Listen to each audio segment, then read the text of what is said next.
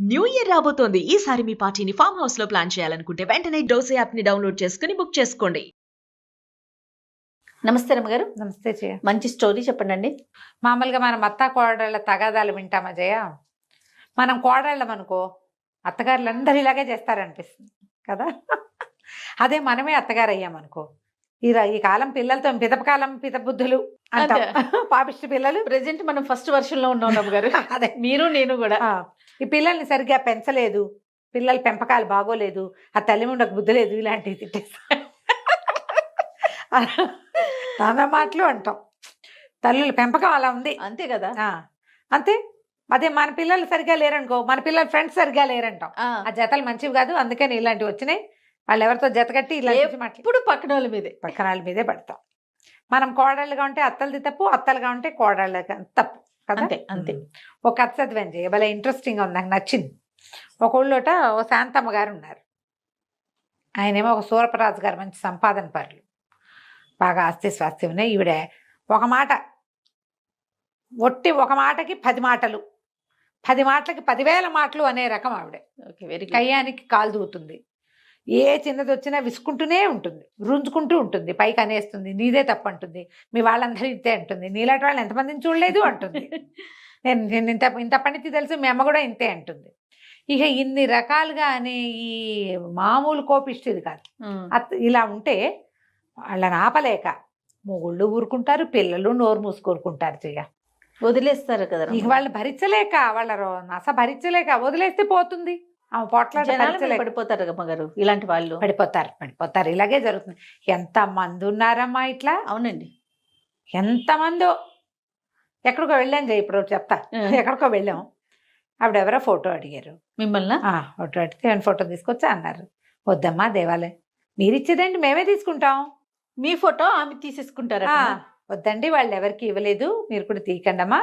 ఆయన దేవాలయంలో ఉన్నారట అంటే ఏం పర్వాలేదండి, పర్వాలేదంటారు. ఏం పర్వాలేదు ఏంట, మా గుళ్ళో నాకు ఇష్టం లేదు, దేవాలయంలో నన్ను ఫోటోలు తీసుకోవటం ఏమిటి, నేను భరించలేను దాన్ని, బయటికి వెళ్ళాక తీసుకుందామని చెప్తాను చెయ్య చాలా మందికి నేను.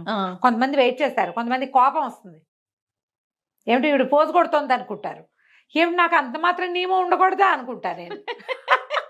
నా బతుకు ఒక నియమం వద్దా, నాకు అలాగే అనిపిస్తుంది. వాళ్ళ సంగతి ఎట్లా, నాకు అవమానంగా ఉంటుంది. నన్ను ఇప్పుడు ఏ గౌరవంతో నువ్వు నన్ను ఫోటో అడిగావు, అది నువ్వు నిలబెట్టుకోవాలి, నన్ను కూడా నిలబెట్టుకొని ఇవ్వాలి కదా. మీకే నా సెల్ఫ్ ఎస్టీమ్, నాకేం ఉండదు, పాడు వాగు ఉంటుంది కదా. నవ్వొస్తుంటుంది.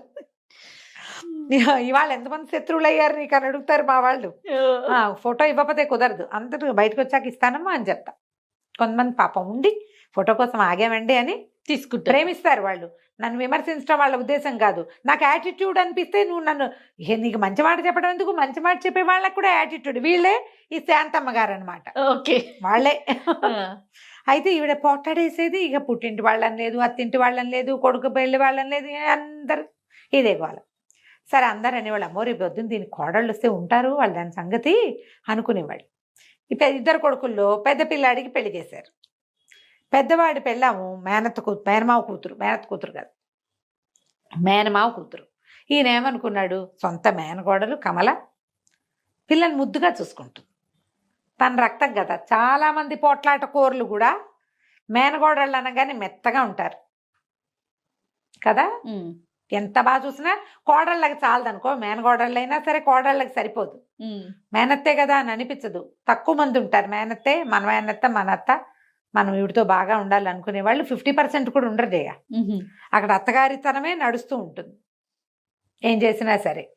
సరే బాగుంటుంది అనుకుంటే ఇక మేనగోడల్ని కూడా ఆవిడ వదల్లా, అన్నిటికీ కసిరేది, కేకలేసేది, తిట్టేది, మీ అమ్మ ఇంతేననేది, నువ్వు ఇంతేననేది, ఏదో అనేది అనేది అనేది అనేది విరక్తి పుట్టింది దానికి, ఆ కమలకి, ఆ పిల్లకి విరక్తి పుట్టి, నేనుండను, నేను రాను, వేరు కాపురం పెడితేనే వస్తా, నన్ను తీసుకురావడానికి రా, నువ్వు మీ అమ్మ దగ్గరికి అయితే నేను రాను బాబా అని మొగుడికి చెప్పేసింది, వెళ్ళిపోయింది.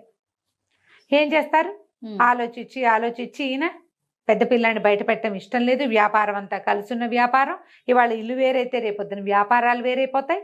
ఆలోచించి రాజుగారు ఏం చేశారు, సరే వేరే ఇల్లు తీసుకుని పిల్లని కాపురాన్ని తీసుకొచ్చారు.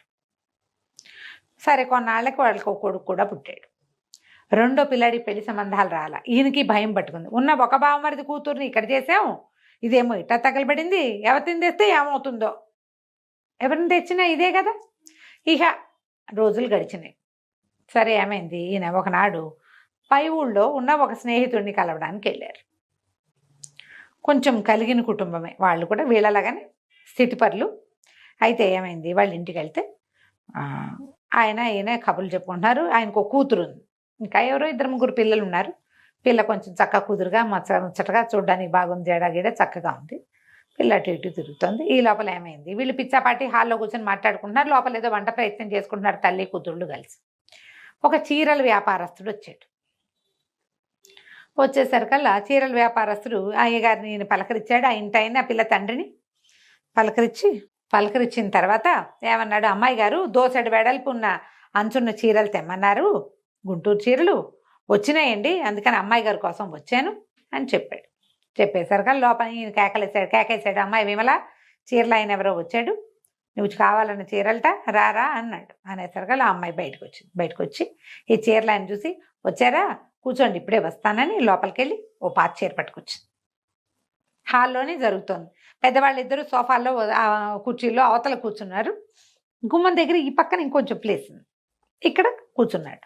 చీరల వాళ్ళు ఏముంది, మూటలు తెస్తారుగా, మూటలు అవి ఓపెన్ చేయడానికి తివాసి ఏదో పరిచింది, తివాసి మీద పెట్టుకున్నాడు. ఆయన ఊడదీస్తున్నాడు. తీస్తుంటే ఈ పిల్లల లోపల నుంచి వచ్చి, ఈ చీర గుర్తుపట్టారా? ఆయన ఏదో పాత చీరలే ఉంది కదమ్మా అన్నాడు. మీరు ఇచ్చిందేనండి, ఎంత వేలో తీసుకున్నారు, చిరగాల్సిందే కానీ రంగుపోదన్నారు, 3వ ఉతుక్కి ఇట్లా అయిపోయింది, జరి అంతా వెలా తెలబోతోంది, ఇప్పుడు మళ్ళీ మీరు నాకు కొత్త చీరలు తెచ్చిస్తే ముందు దీనికి సమాధానం చెప్పండి, ముందు సమాధానం చెప్పాలిగా అనేసరికి ఆయన కళ్ళబడి, అయ్యో అమ్మ ఇలా అయిందే, చీరకి చీరిస్తాను మీకు, నాకు చీరకి చీరొద్దు, మీరు వచ్చారు నేను కట్టుకున్నా తడిపా, ఇలా అవదని గ్యారంటీ ఏమిటి నాకు? మీరు ఇంతకుముందు కూడా ఇలాగే అద్భుతమైనవి గట్టంచు చీర తిరగాల్సిందే కానీ రంగుపోదన్నారు, ఇదేమో 3వసారికే పాతగుడ్డయింది, మిమ్మల్ని నమ్మి తీసుకుంటే మీరు నమ్మకం నిలబెట్టుకోవాలి కదా, మీరు గ్యారంటీ ఇవ్వగలిగే బట్ట ఉంటేనే చూపించండి, లేకపోతే నాకొద్దు. ఏ చీరలు అయితే ఈ అమ్మాయి కోసం తెచ్చాడో ఆయన అవి చూపించలే, వేరే ఏవో పట్టు చీరలు చూపించి వెళ్ళిపోయాడు. ఈయనకి రాజుగారి కళ్ళు మెరిసిపోయినప్ప, అబ్బా పిల్ల ఎంత రీజనింగ్ తోటి మాట్లాడుతోంది, గట్టిగా తిట్టలా, తిట్టు కాదు అది, నిలదీస్తోంది, నిలదీత. సరే ఏమన్నాడు ఈయన స్నేహితుడితో చెప్పాడు, ఏమో వెంకటరత్నం నువ్వు నాకు ఒక మాట ఇవ్వాలోయ్ అన్నాడు. అంతకంటేనా నీకేం కావాలో చెప్పన్నాడు. మీ పిల్లని మా చిన్నవాడికి ఇచ్చేవోయ్ అని అడిగాడు. ఆయన ఆశ్చర్యపోయాడు, ఇంత మాట అన్నావు నువ్వు?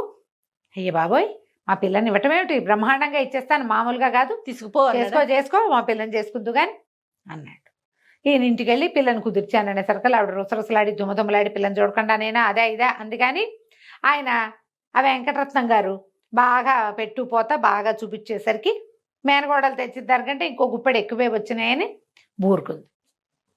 ఈయన ఏమనుకున్నాడు, కమల మెతకది, కొడుక్కి చెప్పాడు, మీ వదినేమో కమల మెతకది, మీ అమ్మకి సమాధానం చెప్పలేకపోయేది, మీ అమ్మ ఒకటేస్తే రెండేసి ఆవిడ తిట్టేది, ఈ పిల్ల మంచి రీజనింగ్ ఉన్న పిల్లరా, మీ అమ్మ నోరు కట్టు, గోల ఉండదు, నువ్వైనా మాతో కలిసి ఉందు కానీ, ఈ పిల్లలు లేని ఈ ఇల్లు ఏమి ఇల్లు, మనవాడు పుట్టాడు పిల్లాడు అక్కడ దోగాడుతున్నాడు, మన ఇల్లు ఏమి ఇటాకే బోసి ఇల్లుగా ఉంది, పెద్దవాళ్ళు అందరిస్తే పిల్లలు లేరు, నువ్వు వెళ్ళిపోతే మేమే మిగులుతాం, నాకు మనవాడి ముద్దు ముచ్చట్లు చూసుకోవాలనుంది అని కొడుకుని ఒప్పించాడు. కొడుకు కూడా ఓ పూట వచ్చి ఏ విమలని చూసి సరేనన్నాడు. సరేనంటే సరే వచ్చింది విమల. పిల్ల మంచి పనిమంతురాలు, పని వాళ్ళతో ఉండి పని చేయించగలదు, అవసరమైతే నడువంచి పని చేస్తుంది.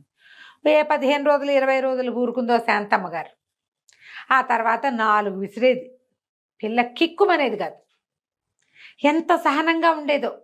అత్తగారు ఏమైనంటే తలొంచుకుపోయేదే కానీ తిరిగి సమాధానమే చెప్పల, ఆవిడ అరుపులే వినపడేవి, ఎందుకు మాట్లాడతారు అట్లా అనేది కాదు. రోజులు గడుస్తున్నాయి. ఈయనకి ఆ పెళ్ళం రంకెలేసేయటం, వరిచేయటం, కుక్కిని పోయిన పెనల్లే మాట్లాడవు, మూగి ముద్దలాగా మాట్లాడవు అని అంటాం భార్య వింటూ ఉండేవారు. ఇప్పుడు ఏంటి పిల్ల తెలివిగలది, మాటకి మాట అనగలదు, బోల్డంత రీజనింగ్ ఉంది, నిలదీసే సత్తా ఉన్న పిల్లని చేసుకుంటే ఇది ఇట్లా నోరు మూసుకుని తిట్లు తింటోందే. రేపు నాటికి ఎప్పుడో అప్పుడు కొడుక్కి విసుగు పుట్టినా దీనికి విసుగు పుట్టినా బయటికి వెళ్ళిపోతారు. మళ్ళీ ఒంటరి ఇల్లు సంప్రాప్తం అవుతుంది, పిల్లలు లేని ఇల్లు. ఏం చేయాలో తెలియలే. ఒకనాడు ఏమైంది, శాంతమ్మ గారు గుళ్ళో పురాణం ఉందని వినడానికి రోజు వెళ్తుంది. ఆయన ఏం చేశాడు, రోజు వెళ్తుంది, ఇవాళ కూడా వెళ్తుందని ఇంటికి వచ్చాడు దుకాణం నుంచి. ఆవిడ వెళ్ళిపోయింది గుళ్ళోకి. ఈయన కోడల దగ్గర కూర్చున్నాడు, కేకలిస్తాడు. కేకేసి మంచినీళ్ళు తెమ్మ అంటే ఏదో పలహారం తెచ్చింది. మామగారి దగ్గర విసనకర పెట్టి చుట్టూ కూర్చుంది. ఈయన అడిగాడు, ఏమమ్మా నువ్వెంత గట్టిదానివి, ఆ రోజు నువ్వు బట్టల వ్యాపారస్తుడు నేను నిలదీసిన విధానం చూసే కదా పెళ్లి చేసుకున్నా నేను నిన్ను చేసుకున్నాను. మీ అత్తగారు అట్లా నోటికొచ్చినట్టుగా చెలిగి పారేస్తుంటే నువ్వు నోరెత్తకుండా ఉంటావేమిటమ్మా, ఇంత సహనం ఎక్కడి తల్లి నీకు, బెదవ 2 రూపాయలు పారేస్తే వచ్చే చీరకి అంత నిలదీస్తువి, ఎందుకమ్మా మాట్లాడవు అన్నాడు. అనేసరికల్లా అమ్మాయింది, అది కాదండి మావయ్య గారు, వ్యాపారస్తుడితో మనకి వ్యాపార సంబంధాలు అవి, మన డబ్బు దానికి తగిన ప్రతిఫలం. మనం ఒక వస్తువు కొన్నామంటే దానికి తగిన డబ్బు ఇచ్చుకుంటాం, మన డబ్బుకి తగిన ప్రతిఫలం చీరలోంచి రావాలి, వస్తువులోంచి. అది సరిగ్గా లేకపోతే మనం అడగాలి. నేను అందుకని అడిగాను. ఇప్పుడు ఇక్కడ నన్ను నానా మాటలు అనేది మా అత్తగారు, నా భర్తకి తల్లి, మా ఇంటి పెద్ద ముత్తైదువు. నేను ఆవిడని ఏమంటాను? ఏమైనా అంటే ఇప్పుడు వ్యాపారస్తుడు వాడు కాకపోతే ఇంకోటి వస్తాడు, ఈవిని తిడితే నాకు ఇంకో అత్తగారు వస్తుందా? తిరగబెడితే ఏముంది, తెగిపోతుంది. అక్కయ్య ఎట్లాగే కదా తెంపుకుని వేరే చోటకి వెళ్ళిపోయింది. నేను కూడా తెంపేస్తే ఎంతసేపు అనటం, అనగలిగి ఉండి ఎందుకంటం లేదంటే తెంపేస్తే తెగిపోతుంది. ఏదో 4 మాటలంటుంది పెద్దది, మా అమ్మ అయితే ఊరుకోనా నేను, అందుకనే ఊరుకుంటున్నా. ఏం చెప్పాలో తెలియలే ఆయనకి. సరేనమ్మా నీ ఓపిక, సహనమంతరాలివి. సరే భార్య వచ్చింది. కాసేపటికి వచ్చాక ఆవిడ లోపలికి వచ్చి కూర్చుంది కాముగా. ఏమండి దగ్గరలో మంచి రోజు ఏముందండి అని. నాకేం తెలిసే, నీకంటే మంచి బాగా తెలుసా నాకు అంటే, కాదండి ఒక మంచి రోజు చెప్పు. ఇప్పుడు ఏం చేస్తావు నువ్వు, ఏ శుభకార్యం చేయబోతున్నావు, ఎవరిని తూర్పారు పట్టడానికి ముహూర్తం కావాలి నీకు అని అడిగాడు.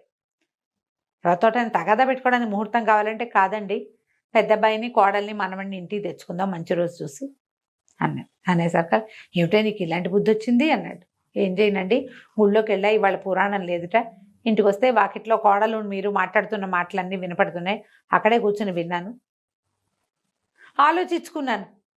ఈ పిల్లని చెడగొట్టుకుంటే నాకు మంచినీళ్ళు పోసే దిక్కు కూడా ఉండదు, అది ఊరుకుంటోందని నేను రెచ్చిపోతున్నాను.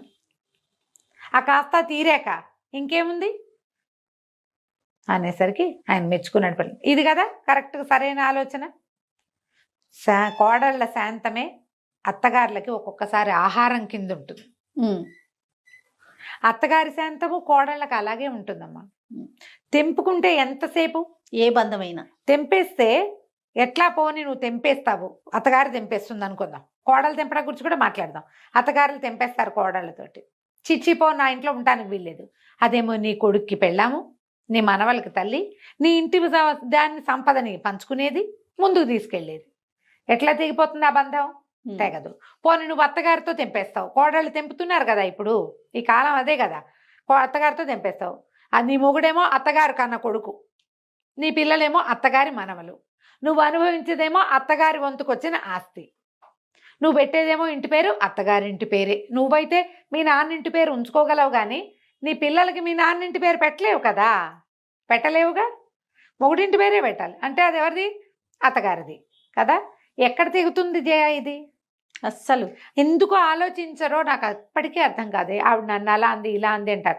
మీ అమ్మ అంటే మీరేం చేస్తారు, నీ కూతురు పోట్లాడితే నువ్వేం చేస్తావు, 2 ఆలోచించుకోండి. పెద్దవాళ్ళు ఇది నా కూతురు లాంటిదే, నేను ఎట్లా ఓ ఇంట్లో దీపం పెట్టడానికి వచ్చానో ఇది కూడా నా ఇంటికి అలాగే వచ్చింది అని ఆలోచించాలి. కోడళ్ళు ఈవిడే మా ఇంటికి కులదేవత, నా మొగుడికి తల్లి